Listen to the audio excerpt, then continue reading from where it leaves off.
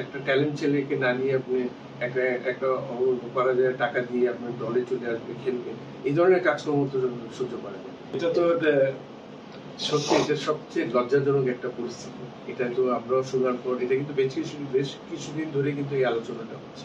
Specially third division, second division এইগুলি আমরা শুনলাম যে খেলোয়াড়দের একাডেমিতে না খেললে সুযোগ দেয় না।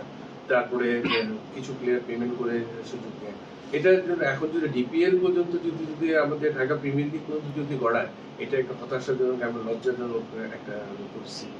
এবং এই জায়গা থেকে আমার মনে হয় যে সবাই সোচ্চারে আইনের আওতায় আনা উচিত, যারা এই সমস্ত ক্রিকেট ধ্বংস করার জন্য যদি যাচ্ছে, এবং এটা দেখা উচিত যে কারা করছে, এটা ফাইন্ড আউট করতেই হবে।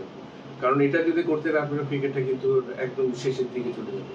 আপনি একটা ট্যালেন্ট ছেলেকে না নিয়ে আপনি একটা একটা করা যায় টাকা দিয়ে আপনার দলে চলে আসবে, খেলবে, এই ধরনের কাজকর্ম তো সহ্য করে না।